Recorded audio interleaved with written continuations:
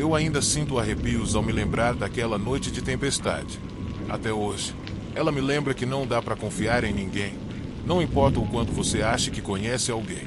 Eu tinha 19 anos e tinha acabado de me formar no seminário bíblico. A igreja me deu a oportunidade de começar meu primeiro trabalho como pastor de jovens em uma cidade pequena no interior do Missouri. Era um lugar bem tranquilo. Tinha uma cafeteria, uma escola, um parque pequeno e a igreja onde eu fui contratado. No começo, foi complicado porque eu vinha de fora e agora estava a centenas de quilômetros de casa, em um lugar que eu não conhecia nem um pouco, sem amigos ou conhecidos. Mas tudo mudou quando conheci o Adam, com quem me conectei rapidamente. Ele era o pastor infantil na igreja e eu trabalhava com os adolescentes, então fazíamos parte da mesma equipe. A gente se encontrava frequentemente para almoçar. Eu ia até a casa dele depois do trabalho para conversar sobre a vida e assistir a programas de TV juntos. Ficamos muito próximos e ele provavelmente foi meu melhor amigo naquela parte do país. Uma noite, o Adam ficou na minha casa para assistir um filme. E eu me senti um pouco desconfortável quando vi ele saindo do banheiro depois de trocar de roupa, só com uma calça apertada e sem camiseta. Eu estava feliz de ter um amigo como ele, mas com o tempo, comecei a me sentir cada vez mais desconfortável com o Adam. A primeira coisa estranha era a aparência dele. Ele era super alto, cerca de 1,88 metros, com braços e pernas longos e magros, mas o tronco era atarracado, quase como aqueles sapos dos desenhos antigos do Looney Tunes. O rosto dele era um pouco gordinho, quase careca e usava óculos enormes. Outra característica peculiar era a voz dele. Você esperaria que um cara tão grande tivesse uma voz grave, mas nada estava mais distante da realidade. Na verdade, a voz dele era bem aguda e ele falava com a gente como se fôssemos crianças, sabe? Com aquele tom de voz que você usa quando fala com pequenos, tentando soar infantil. Além disso, ele tinha muitos tiques. Às vezes, a cabeça e os ombros dele se mexiam sozinhos, e toda vez que isso acontecia, ele esticava a língua, que parecia ter uns 18 centímetros de comprimento. Eu tentei ignorar tudo isso, porque sempre tentei julgar as pessoas pelo que são por dentro, não pela aparência. Além disso, o Adam me ajudou a mudar e a montar meu novo lugar, então eu me sentia mal por criticá-lo. Mas, embora sua aparência e os tiques me deixassem desconfortável, o que realmente me incomodava era a obsessão estranha dele por mim. Ele sempre me chamava para passar tempo juntos, toda a chance que ele tinha. Às vezes, eu ia ao banheiro e, ao sair, encontrava de 11 a 12 ligações perdidas dele. A maioria das vezes, quando ele vinha até minha casa, eu me sentia compelido a concordar, mas era estranho ficar horas conversando com ele no café da mãe dele, assistindo a programas chatos, ao invés de algo mais masculino, ou interrompendo minhas sessões de videogame com ligações para falar sobre quantos filhos ele queria ter. Imagina como isso era bizarro. Pouco a pouco, aquelas interações estavam me afastando dele. Teve uma vez que ele me chamou para ir às compras. Eu disse que só poderia se fosse rápido, pois tinha um culto para adolescentes naquela noite. Ele concordou, mas depois que entramos no carro dele, ele trancou as portas e começou a me levar de um lado para o outro, rindo e cantando. Você não vai a lugar nenhum, vai ficar comigo. Depois de uma hora no carro, com a música no volume máximo, eu comecei a achar tudo aquilo uma loucura. Lembro de ter ficado bravo e gritado para ele: me leva de volta para a igreja. E aí ele ficou irritado por eu ter gritado com ele e me deu um soco no saco. Isso doeu tanto que eu soltei um grito e perdi a voz. Não aguento mais você, eu disse, mas ele não respondeu. Ficou quieto o resto do caminho de volta. Naquele dia, o Adam havia desperdiçado tanto o meu tempo que acabei me atrasando para o culto dos adolescentes. E, para completar, encontrei um grupo de pais irritados que haviam esperado quase 45 minutos. Nesse momento, eu sabia que tinha chegado no meu limite. Tinha acabado de ter o suficiente. Na próxima vez que o Adam me chamasse para fazer algo, eu ia dizer que não podia. Eu já tinha tido o suficiente dele, mas aparentemente ele não estava pronto para me deixar ir. Ele me ligava e mandava mensagens quase todas as noites, chorando e implorando. Soava tão estranho para um cara de 26 anos. Pelo melhor que eu podia entender, Ele soava como uma garota do ensino médio pedindo para o namorado não deixá-la após um término. Mas então essa tristeza dele virava agressividade passiva, e quando a gente se encontrava na igreja, ficava muito desconfortável. Chegou até a ter vezes durante o sermão do pastor no domingo de manhã, quando eu o via e ele me olhava com uma expressão tão assombrosa, como se não estivesse ouvindo nada e só estivesse ali, parado, me encarando com aquele olhar perdido e vidrado. Eu não podia deixar de pensar que ele estava fantasiando sobre algo estranho comigo, algo que eu não queria nem pensar. Um dia, porém, o Adam finalmente pediu demissão da igreja e conseguiu um novo emprego como professor. Ele parecia ter feito novos amigos, e eu pensei que finalmente teria alguém com quem sair, então eu me senti aliviado. Era como se uma enorme nuvem escura tivesse se afastado e o sol tivesse voltado a brilhar para mim. Um ano se passou, e agora eu estava casado, com meu primeiro filho. Eu tinha quase esquecido o Adam quando, do nada, ele me ligou. Eu sugeri que a gente se encontrasse, e ele parecia bem mais calmo, como se seus novos amigos tivessem ajudado ele a ficar mais normal.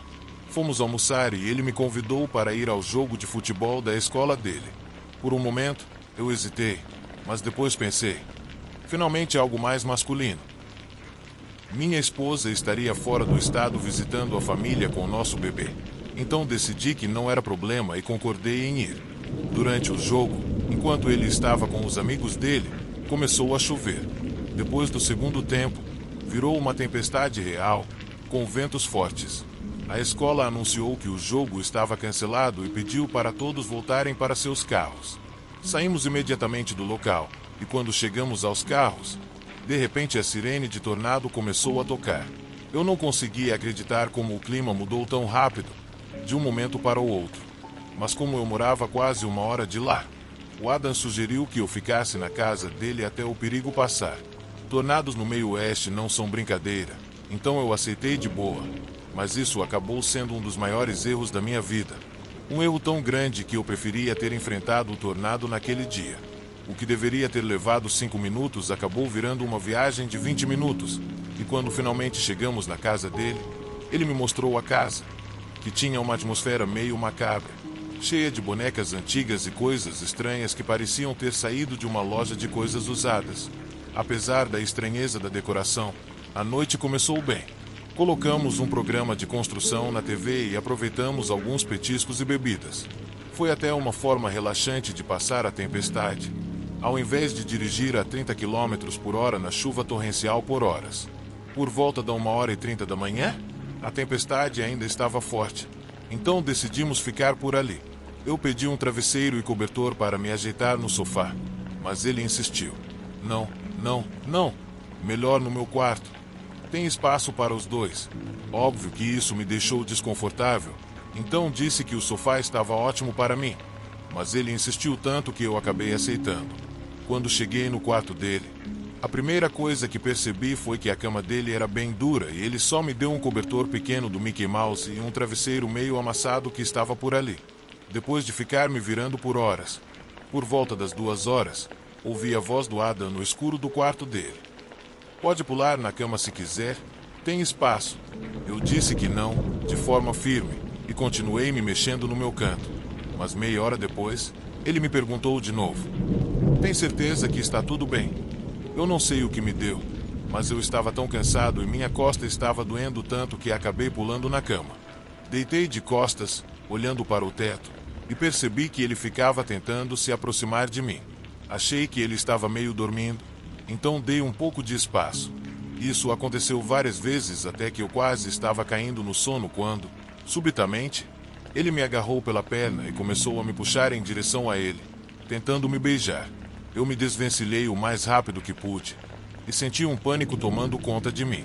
Ele não parecia entender o quanto aquilo era errado. Tentei me levantar da cama, mas ele me segurou pelo braço com uma força inesperada. Ele não parecia se importar com o que eu estava dizendo. Estava tão assustado que não sabia como reagir. Era como se a sua obsessão por mim tivesse se transformado em algo muito mais perigoso. Algo que eu não podia mais controlar. Com a adrenalina tomando conta de mim, consegui finalmente me soltar. Corri para o corredor, mas ele me seguiu, tentando me convencer de que tudo estava bem, que ele só estava tentando o ajudar. As palavras dele eram confusas, e eu só conseguia pensar em uma coisa: sair dali. Corri até a porta da frente e a travei por dentro. Ele ainda tentava falar comigo, mas eu não conseguia mais ouvir. O que me aterrorizava mais não era o fato de ele ter tentado me atacar, mas o olhar em seus olhos. Era como se ele não soubesse o que estava fazendo, como se estivesse em transe, mas, ao mesmo tempo, completamente ciente de que eu estava com medo dele. Eu não sabia o que fazer. Durante alguns minutos, fiquei ali parado, sem saber para onde ir, sem saber o que fazer. Então, a tempestade diminuiu um pouco, e eu percebi que ele já não estava mais batendo na porta. Depois de um tempo, me atrevi a sair e corri até o meu carro. Quando fui embora, olhei para trás uma última vez e vi o Adam parado na janela, me observando. Não sei o que aconteceu com ele depois disso, mas eu nunca mais voltei a vê-lo. Nos dias seguintes, eu tentei entender o que tinha acontecido. Eu ainda estava em choque. Pensei em denunciar, mas sabia que ele teria uma explicação para tudo. Eu sentia que as pessoas não acreditariam em mim. Ele tinha uma maneira de manipular tudo e todos ao seu redor. O mais assustador é que, até hoje, me pergunto se ele ainda está por aí, em algum lugar, fazendo o mesmo com outras pessoas. Desde aquela noite, nunca mais fui o mesmo. Cada vez que alguém me pede para ficar na casa de outra pessoa ou me chama para algo, sinto um frio na espinha. A confiança em outras pessoas nunca mais foi a mesma. Eu aprendi da maneira mais difícil que, às vezes, as pessoas não são quem você pensa que são, e que o que você acha ser amizade pode esconder algo muito mais sombrio.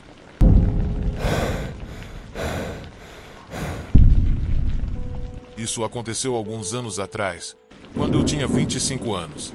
Foi quando consegui um emprego na empresa em que trabalho hoje. Fui contratado como supervisor nessa loja, responsável pelas entregas que chegavam à nossa filial. Parte do meu trabalho envolvia fazer papelada e conversar com os caminhoneiros que traziam as entregas. É um trabalho que exige muita organização e multitarefas, mas também é essencial ter uma personalidade amigável, já que fico em contato constante com os motoristas, a maioria homens com idades entre 40 e 60 anos.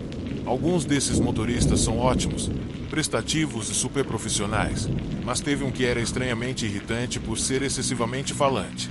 Ele sempre falava sobre coisas que não faziam muito sentido ou que eram um pouco inadequadas, como histórias dos tempos de faculdade, seus casos amorosos e suas ex-namoradas, esse tipo de coisa. Quando eu cheguei na empresa, percebi imediatamente que ele era extrovertido e meio esquisito, então tentei ser amigável com ele, como sou com todos. Mas aí uma colega, uma moça na recepção de outro departamento, me contou que esse motorista só falava de mim quando eu não estava por perto, perguntando para onde eu estava indo ou por que não estava lá. Depois, outro colega me disse que o ouviu chamando-me de minha esposa quando eu não estava presente.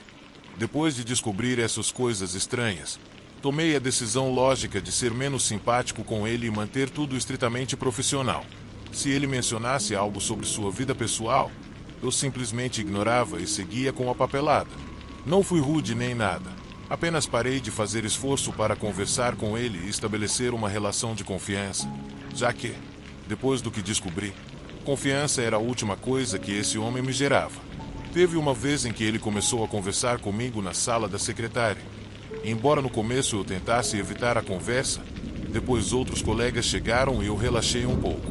A conversa estava boa por alguns momentos, mas depois ficou muito inadequada, pois ele começou a fazer insinuações que eram de mau gosto e completamente fora de contexto para o lugar em que estávamos. Minha reação foi instintiva. Me senti encurralada porque ele estava falando comigo de uma forma muito confiante, bem na frente dos outros. A forma como ele começou a me tratar era como se houvesse muita confiança entre nós, mais diretamente, como se fôssemos algo. Essa foi a forma mais estranha e direta de manipulação que já vi. Ele se aproximou de uma maneira tão invasiva do meu espaço pessoal, como se quisesse dizer, sem dizer, que havia algo íntimo entre nós. Em um ponto, ele se aproximou tanto que quase me encurralou contra a mesa.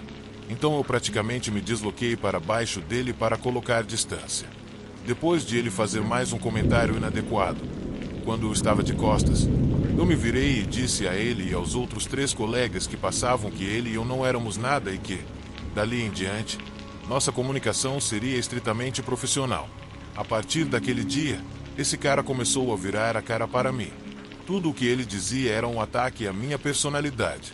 Começou a soltar coisas como: você deve ser difícil de se trabalhar, ou você é bem menos divertida do que costumava ser. Está amarga. Dizia que eu costumava ser uma pessoa diligente e parecia amar o meu trabalho. Mas agora eu era uma péssima funcionária e tratava todo mundo mal. Mas a má fama que ele espalhou sobre mim não ficou apenas no escritório.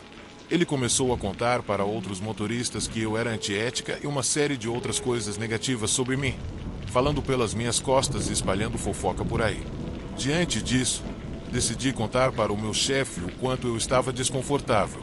A verdade é que eu me orgulho de ser extrovertida e amigável por natureza, e que esse cara estava me fazendo mudar meu jeito só por causa dele, e depois ainda falava mal de mim para todo mundo só para manter distância.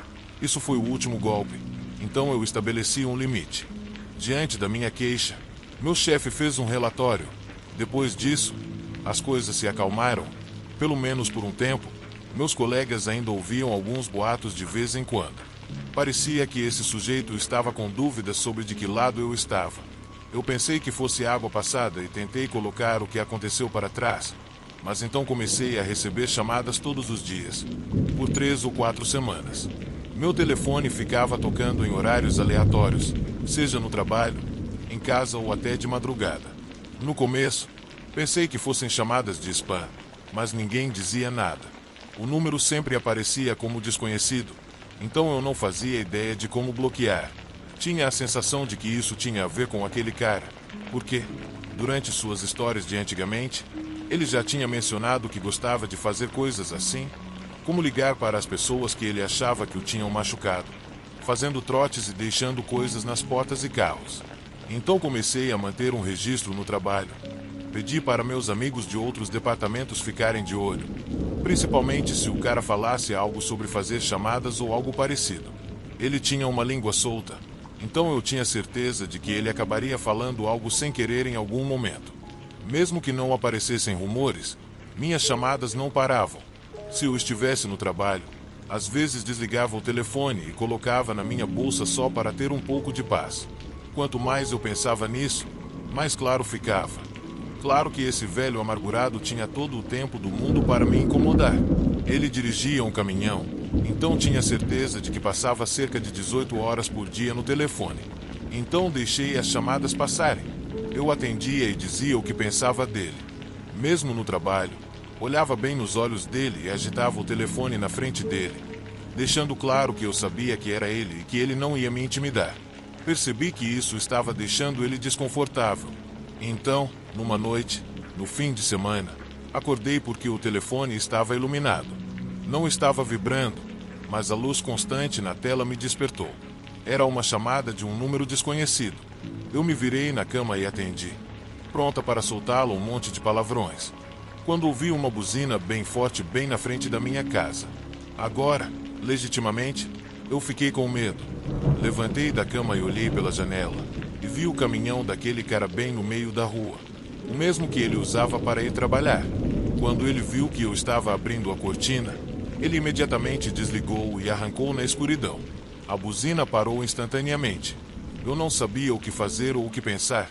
Primeiro meu telefone, agora minha casa. Como ele soube onde eu morava? Aquela noite eu não consegui dormir. Então tentei juntar as peças do quebra-cabeça. No fim de semana, já tinha um caso sólido contra esse doente. Na segunda-feira, decidi levar direto para o meu chefe. Pensei que ele devia estar roubando minhas informações pessoais dos arquivos do trabalho. Essa foi a segunda vez que fui ao escritório dele falar sobre esse sujeito, então já tinha alguma documentação. Quando levei as novas provas contra esse idiota, meu chefe ficou chocado, não acreditou. Então decidiu fazer um segundo relatório contra ele e, claro, o demitiu. Mas dessa vez ele fez um anúncio para toda a empresa e para outras empresas com as quais estávamos conectados. Pediu para todas as funcionárias que se sentiram vítimas de qualquer tipo de assédio registrarem uma queixa em seu escritório. E ele se comprometeu pessoalmente a fazer com que os agressores pagassem não apenas com seus empregos, mas também que ele estava disposto a apresentar uma queixa formal à polícia para fazer com que esses abusadores respondessem pelos seus atos diante da lei. Eu devo dizer que isso foi o começo de uma cadeia de eventos que trouxe à tona muitos degenerados que assediavam as meninas do escritório. Mas isso é uma história para outro dia.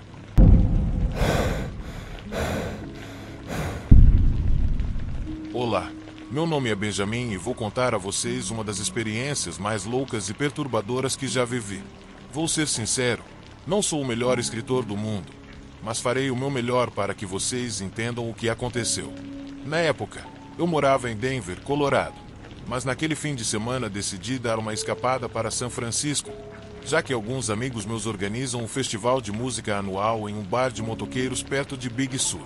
Algo bem menor do que o Coachella e outros festivais desse tipo. A maioria das pessoas que vai também é músico, então todo mundo se conhece e a gente passa 3 dias bebendo muito, se divertindo bastante. No final, é preciso, no mínimo, uma semana para se recuperar, mas a diversão vale muito a pena. Então, naquele dia, eu estava voltando para Colorado, com uma ressaca brutal, me sentindo miserável e completamente exausto. Eu tinha um voo de São Francisco para Chicago e depois uma conexão rápida para Denver. Estava sentado na janela do lado esquerdo, onde só haviam 2 poltronas, e ao meu lado estava uma mulher de meia idade, bem comum, a típica mãe do Colorado. A gente bateu um papo educado por uns minutos, mas eu só queria me encolher e dormir. Depois que o avião decolou, coloquei os fones de ouvido e comecei a assistir um filme no meu iPod, até que acabei dormindo durante o filme inteiro. Percebi que ela tentava olhar por cima do meu ombro para assistir ao filme também. Então, murmurou algo como: "Legal, me ignore então." Isso aconteceu mais algumas vezes, mas eu tentei me convencer de que estava apenas interpretando errado a situação. Eventualmente, vi que ela estava rabiscando furiosamente nas margens de um livro de capa de couro velho. Fiquei olhando de soslaio e percebi que o livro estava cheio de rabiscos ilegíveis em quase todas as margens. Era um livro dos Alcoólicos Anônimos. Pensei comigo mesmo: deve ser alguém com algum problema. E relaxei, finalmente caindo no sono. Acordei quando o avião estava prestes a pousar e as pessoas começaram a sair, mas a mulher ainda estava ali, sem pressa nenhuma para arrumar suas coisas ou se preparar para descer. Ela continuava sentada, escrevendo no seu livro, enquanto eu tentava lidar com a minha ressaca terrível, sem paciência para nada. O tempo foi passando e a fila começou a andar, mas ela ainda estava ali, sem fazer nada. Quando a fila começou a andar mais, decidi falar com ela. "Ei, eu preciso pegar uma conexão, então preciso que você se mova", apontando para o corredor. Ela riu, balançou a cabeça e me olhou dizendo: Não, você não vai a lugar nenhum." Eu fiquei sem palavras e confuso, porque minha mente não estava das melhores naquele dia, e essa mulher tinha me deixado completamente perplexo com essa resposta. Eu insisti: "Eu estou indo a algum lugar, vou sair desse avião agora." Ela balançou a cabeça novamente e disse: "Mas você me prometeu que nunca me deixaria." Nesse momento, as pessoas que estavam saindo do avião começaram a olhar para nós com caras de descrença. Eu troquei olhares com algumas delas, como quem dizia: "Você acredita nisso?" Quando saí da fila, eu disse: "Olha, não sei qual o dia que você está tendo, mas eu não estou aqui para lidar com isso. Eu preciso ir." Ela suspirou e disse: "Bom, acho que vou ter que ir com você." E foi aí que ela se levantou, deixando sua bolsa, o livro e todas as suas coisas para trás no avião. Ela me seguiu pelo túnel, pela sala de embarque e até as escadas rolantes. Essa mulher estava logo atrás de mim, sorrindo como se fosse a coisa mais normal do mundo. Eu estava andando rápido, mas ela estava logo atrás de mim, me perseguindo. Eu não disse nada a princípio, minha mente só repetia: "Por quê? De todos os dias, isso está acontecendo agora." Eu simplesmente não queria lidar com aquela situação muito estranha, especialmente do jeito que eu estava me sentindo. Quando cheguei na sala de espera para o monorail, ela se sentou ao meu lado com aquele mesmo sorriso. Foi aí que eu falei com ela: "Ok, sério, por que você está me seguindo?" E a resposta dela foi mais ou menos assim: Porque eu te amo e você me prometeu que nunca me deixaria. Ela riu nervosamente e olhou para os estranhos que estavam esperando o trem, que agora estavam me olhando como se eu fosse o vilão da história. Então, eu resolvi deixar claro em voz alta: não, eu não prometi nada. Eu não sei quem você é. Quando o trem chegou, eu entrei. Claro, ela me seguiu, tentando pegar a minha mão enquanto eu me movia pelo vagão. Eu enviei uma mensagem para a garota com quem estava saindo, dizendo o que estava acontecendo e como aquela mulher estava me deixando muito assustado. Mas meu celular acabou a bateria antes que eu pudesse receber uma resposta. Comecei a sentir um pânico real. Os olhos dela estavam completamente vazios, sem vida, e seu sorriso inabalável me dava arrepios. Como se, a qualquer momento, ela pudesse simplesmente pirar e fazer algo contra mim. Me atacar ou me morder. Sei lá. Ela só me assustava. Ela continuava tentando pegar minha mão e me perseguindo pelo trem. Eu gritei para os outros passageiros: eu não sei quem essa mulher é. Alguém pode me ajudar? Mas tudo o que recebi foi silêncio. Acho que ninguém estava interessado em se envolver na minha crise. Eu comecei a me sentir como se estivesse ficando louco, falando coisas estranhas em um trem cheio de estranhos. Essa mulher maluca estava me fazendo perder a cabeça também. Finalmente, chegamos ao outro terminal. Eu quase corri para a porta, mas ela ainda estava atrás de mim, dizendo coisas como: você não vai escapar de mim. Eu estava extremamente estressado e com muito medo dessa mulher. Quando finalmente cheguei à porta, passei um tempo olhando a multidão e vi uma mulher com um uniforme de policial. Foi como ver Jesus Cristo. Me aproximei dela e perguntei: com licença, você é segurança ou polícia? Ela notou a mulher, mas apenas balançou a cabeça. Enquanto isso, todos na multidão tentavam ignorar o que estava acontecendo. Eu estava desesperado, esperando que essa mulher fosse uma policial, mas no final, nem sei o que ela era. Você ficaria surpreso como é difícil encontrar segurança ou policiais quando você realmente precisa deles. Finalmente, fui até o balcão e interrompi um policial que estava lá. Fiz o meu melhor para manter a calma. Dei um sorriso nervoso e falei: ei, policial, olha, essa mulher aqui, eu não sei quem ela é. E ela tem me seguido por um bom tempo. Os dois policiais riram, e o homem disse algo como: nossa, que férias longas, hein? Como posso te ajudar? A mulher louca riu junto e revirou os olhos, como se fosse óbvio que não era nada demais. Eu ri nervosamente, balançando a cabeça, e disse: não, sério, eu não sei quem ela é. Foi então que eles perceberam o desespero nos meus olhos e a seriedade na minha voz, e o sorriso deles desapareceu. Podemos ver seus cartões de embarques?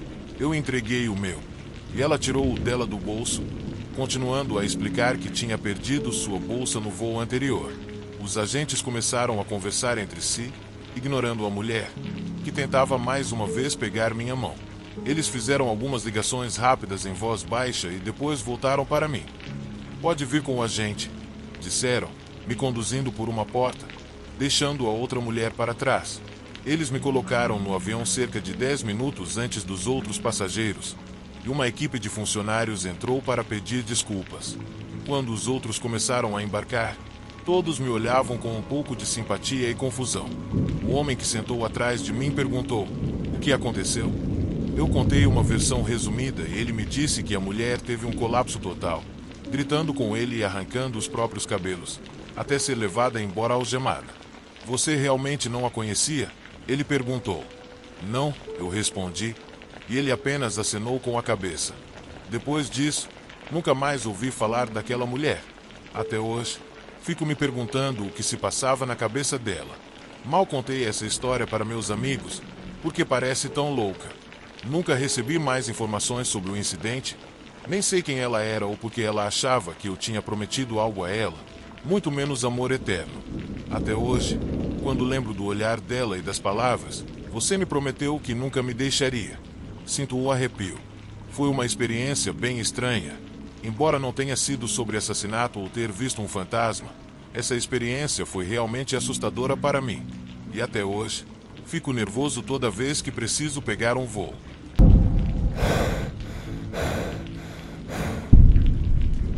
Em 2016, decidi tirar umas férias em Paris. Fiquei lá por cerca de 4 dias, mas o que aconteceu no meu segundo dia foi algo que eu nunca vou esquecer. Acho que eu tinha ingressos para o Louvre, então saí de manhã animado, embora um pouco intimidado, já que era minha primeira vez viajando sozinho para o exterior. Sou britânico, na época.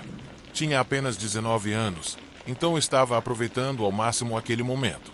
Lembro de usar o Google Maps o tempo todo para me orientar, já que era uma caminhada de cerca de 45 minutos, mas não me importei.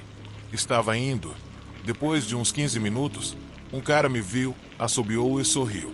Normalmente, isso me incomodaria, mas eu estava em Paris e meu humor estava ótimo, então pensei o que importa e continuei caminhando. Mas, alguns minutos depois, ele apareceu ao meu lado, sorrindo de orelha a orelha, e disse oi. Eu parei e olhei para ele, um pouco surpreso. Ele parecia ter uns 20 e poucos anos e estava com a pele bem bronzeada.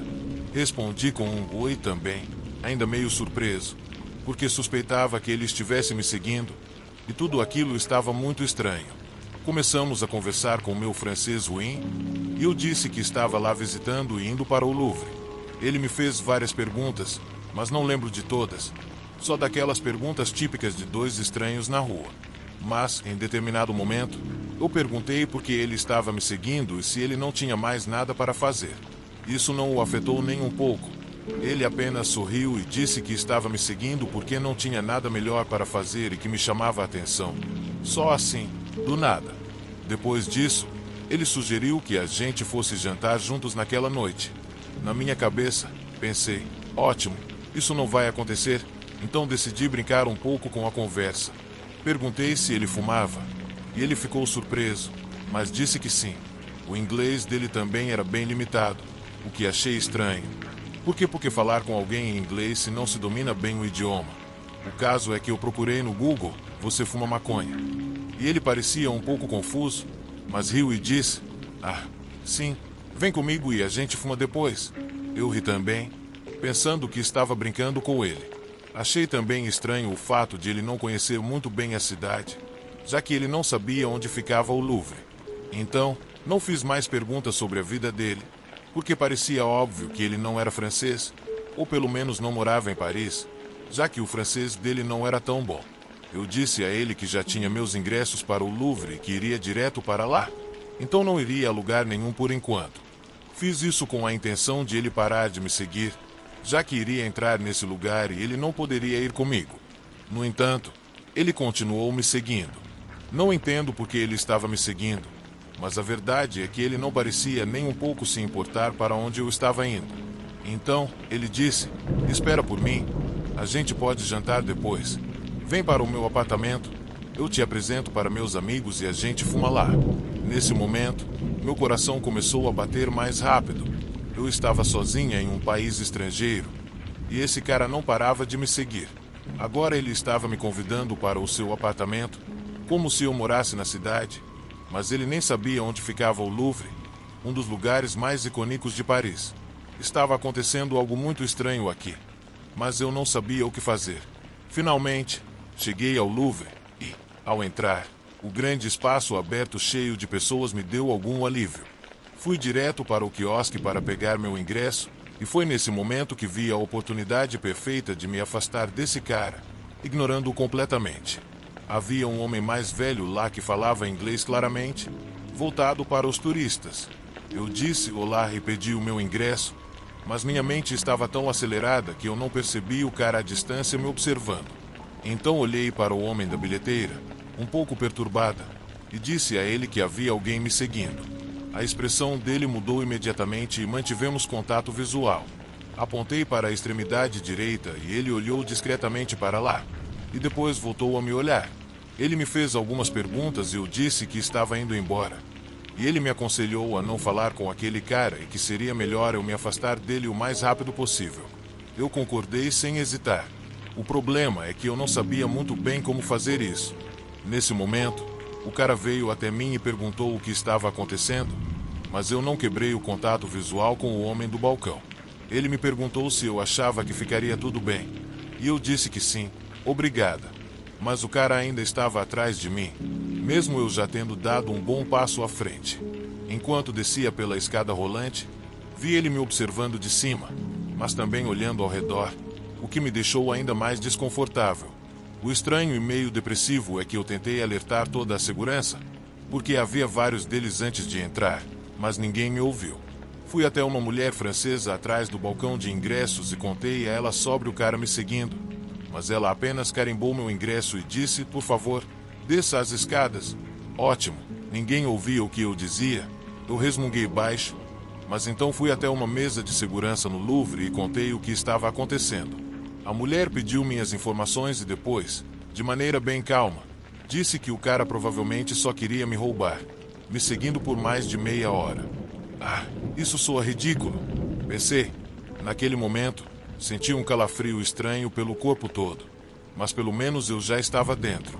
Havia vários soldados armados patrulhando o lugar, tanto dentro quanto fora, então, até certo ponto, eu não estava em perigo extremo. Mas, por outro lado, eu estava sozinha, jovem, e meu hotel ficava bem longe de lá.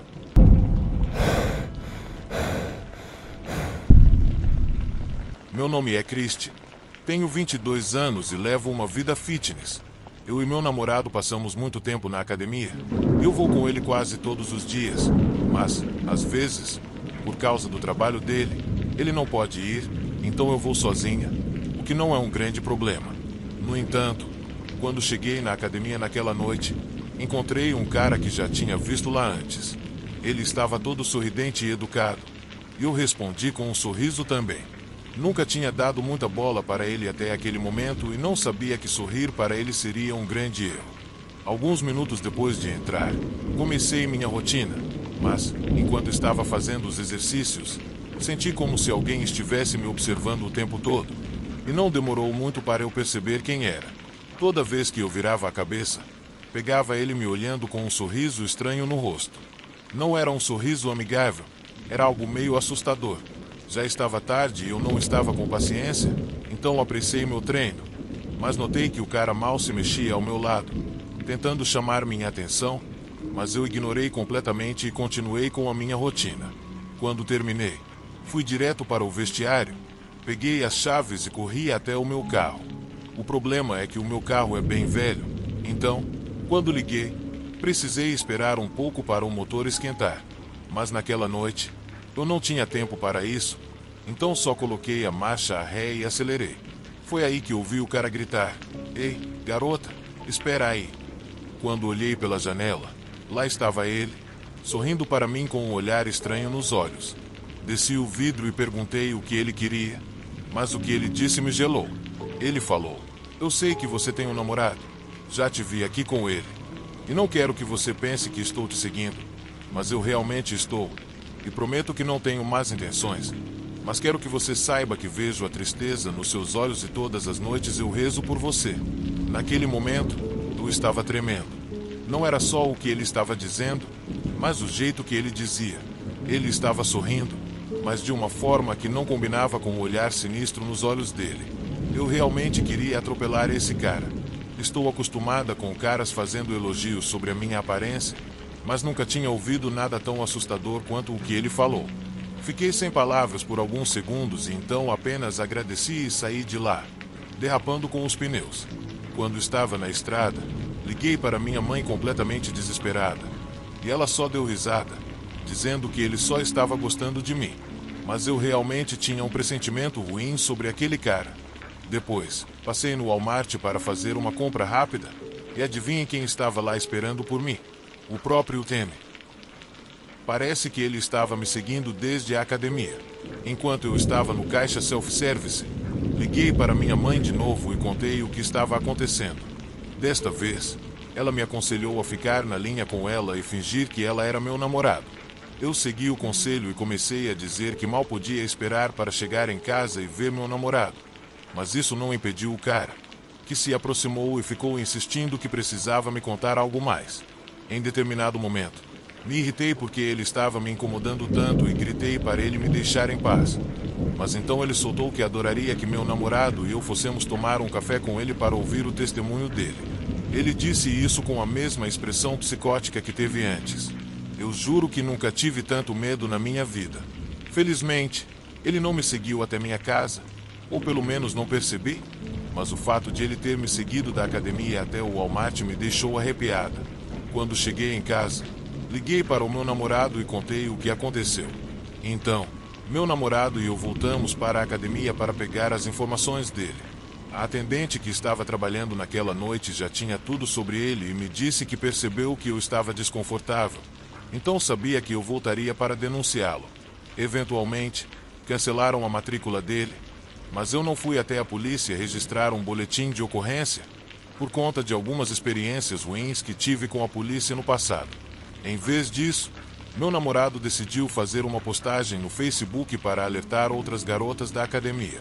Achei que isso seria o fim, mas o M viu a postagem e mandou uma mensagem para o meu namorado, basicamente contando toda a vida dele. Ele disse que não tinha interesse romântico em mim e uma porção de baboseiras, pedindo para deletarmos a postagem. Quando fomos olhar o perfil dele, a descrição dizia algo como "não sou bom, mas ele é". Isso me deixou ainda mais aterrorizada. O que diabos isso significa? Além disso, ele confessou para o meu namorado que não morava nem trabalhava na nossa cidade e que só tinha entrado na academia para ajudar pessoas como eu, sobre as quais o Mister, o sujeito misterioso, estava fazendo revelações para ele. Uma conversa maluca, mas muito assustadora e que falava volumes sobre o estado mental dele. Mais tarde, soubemos que ele já tinha sido expulso de outras academias por fazer a mesma coisa com outras mulheres. No entanto, um mês depois do incidente, o M mandou uma mensagem para o meu namorado dizendo que nunca mais nos cruzaríamos, pois ele iria morar na América do Sul. As intenções dele continuam um mistério para mim, porque quem diz para um estranho que reza por ele toda noite? Isso me faz pensar quantas vezes eu fui para a academia sozinha enquanto ele me observava. A única coisa que eu desejo é que essa história de ir para o exterior seja verdade e que eu nunca mais encontre esse lunático na minha vida.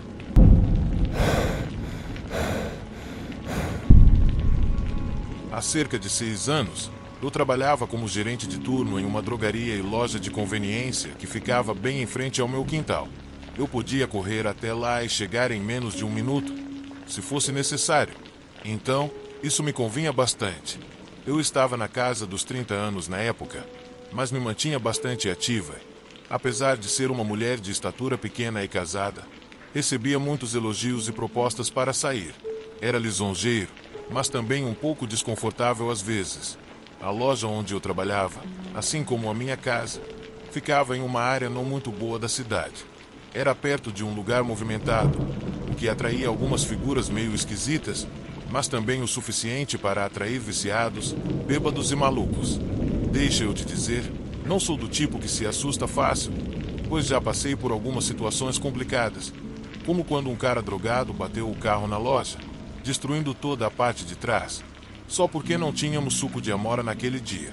Uma vez, um homem me pegou, me levantou e saiu correndo com minha filha nas costas, tentando me sequestrar no meio do dia, com a rua cheia de gente, porque, segundo ele, eu era a reencarnação da esposa dele, que estava morta há mais de 30 anos.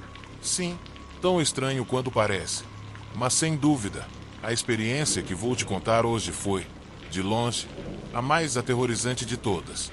Tudo começou em uma manhã de domingo, e lembro bem porque estava super ocupada organizando as capas de bebidas e criando placas de promoções do dia. Eu estava com meu colega de trabalho favorito, então o dia passou rápido e eu estava de bom humor. Um homem e seu filho entraram na loja e o homem me deixou um pouco desconfortável desde o começo, principalmente por causa da maneira insistente com que ele estava me olhando. O homem tinha pouco menos de 1,80 metros, era magro, moreno, com cabelo longo e trançado e um brinco grande, cheio de pedrinhas coloridas, balançando na orelha. O que mais me chamou a atenção, porém, foi que ele estava usando um casaco de chuva bem pesado, o que era bem estranho, considerando que estava no meio do verão. Após cumprimentá-los, perguntei se precisavam de alguma coisa. O homem, com um forte sotaque caribenho, me disse que o GPS dele não estava funcionando e queria saber se nós tínhamos um. Dei uma risadinha, porque achei que ele estava brincando. Quem em sã consciência vai a uma loja como aquela comprar um GPS? mas tinha uma seção de eletrônicos na parede de trás. Então eu apontei para lá e disse que, se não encontrasse, era porque não tínhamos. Ah, obrigado, ele disse, mas, estranhamente, estava mais olhando para mim do que para a prateleira. Mas havia algo em seus olhos que me deu calafrios. Ele não me olhava de forma amigável ou curiosa. O olhar dele era como o de um caçador observando sua presa. Naquele momento, não sabia se era apenas impressão minha, mas tinha algo nele que eu não gostava. O homem estava falando algo com o filho, em uma língua que eu não entendia, mas enquanto estava ocupada com minhas tarefas, continuei prestando atenção nele por um tempo, até que me distraí e esqueci dele até ele começar a me chamar para ajudar, perguntando sobre carregadores e cartões SD. Respondi normalmente, já que era meu trabalho, mas então, do nada, ele começou a me dizer como eu era bonita e o quanto ele gostava de ruivas como eu, entre outras coisas, mas de um jeito super desconfortável. Ficou óbvio que ele não dominava muito bem o inglês. Agradeci educadamente, porque, como eu já disse, estava um pouco acostumada com elogios dos clientes, mas a conversa rapidamente ficou estranha. Você faz exercício? Ele perguntou. Sim, faço yoga, principalmente, respondi, me sentindo cada vez mais desconfortável. Então ele começou a fazer comentários sobre o meu corpo, dizendo o quanto ele gostava das minhas tatuagens, das minhas curvas e que eu tinha pernas realmente sexy.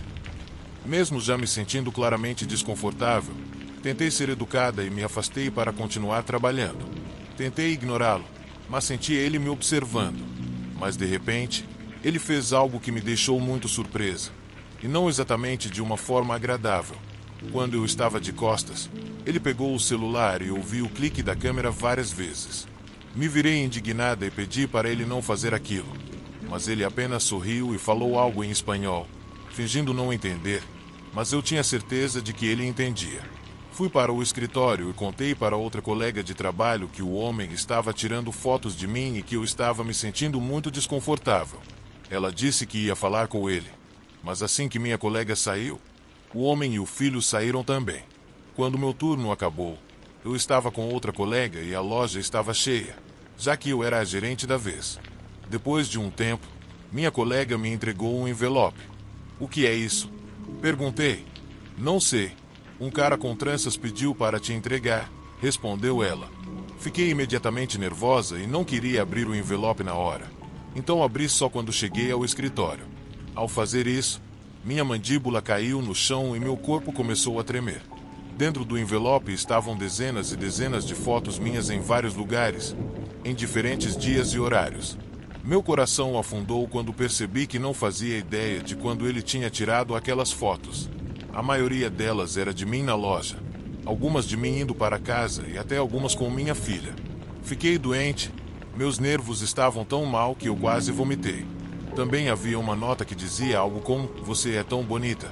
Estou apaixonado por você. Eu seria um marido melhor do que o que você tem agora. Por favor, me dê uma chance." Havia mais, mas isso já está no boletim de ocorrência. O cara, inacreditavelmente, deixou o nome dele na carta. Na mesma tarde, liguei para o gerente da loja e também para a polícia. Eles pegaram as gravações das câmeras, o meu depoimento, as fotos e a carta. No mesmo dia, pegaram o stalker, embora não o tenham prendido, o advertiram que ele teria que ficar longe de mim, ou na próxima vez que entrassem em contato com ele, o prenderiam. Também o baniram da loja. Fiquei bem aliviada por a polícia ter intervido, mas ainda estava um pouco desconfortável com tudo isso.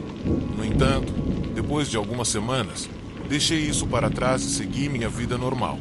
Um mês se passou e tudo ficou tranquilo, até que, em um domingo movimentado, eu estava sozinha como gerente e outro colega era o caixa. Enquanto estávamos organizando as coisas, percebi um cara me olhando. Ele era alto, de estatura média e tinha tranças. Estava usando o mesmo brinco e o mesmo casaco que o outro cara, mas não era o mesmo. Esse cara realmente me deu arrepios. Seus olhos eram frios e pareciam vazios, cheios de raiva. Senti como se ele estivesse olhando para minha alma. Ele não comprou nada, só ficou lá parado. Tentei sorrir gentilmente para ele, mas então mais clientes entraram e eu me distraí ajudando-os com os pedidos, Então acabei esquecendo dele por um tempo. Quando tudo acalmou, não o vi em nenhum lugar. Então decidi ver o que estava acontecendo na parte de trás da loja e pedi para minha colega me chamar se precisasse de algo. De repente, ouvi aquele sotaque latino e vi, pelo espelho, o mesmo homem assustador falando ao telefone. Ele dizia: "Sim, ela está aqui. Não, só mais uma garota com ela. Eu posso pegá-la quando ela sair, está sob controle. Sem problema." Fiquei chocada, mas ele não me viu. Então, fui lentamente até a frente. Expliquei para minha colega o que estava acontecendo e liguei para a polícia e para o gerente da loja novamente. Felizmente, os policiais chegaram em poucos minutos e prenderam ele rapidamente. Alguns dias depois, um detetive veio falar comigo e me disse que esses homens eram irmãos e estavam envolvidos no sequestro de mulheres para tráfico de brancas. O policial me disse que eu tive muita sorte de ter percebido eles. Mais tarde, soube que eles encontraram uma mulher que estava sendo abusada e foi morta na casa deles. Os dois, obviamente, acabaram na prisão, ambos com sentença de prisão perpétua por vários crimes. Essa experiência ainda me dá pesadelos horríveis até hoje. O que aconteceu com aquela mulher poderia ter acontecido comigo, mas graças a Deus não aconteceu.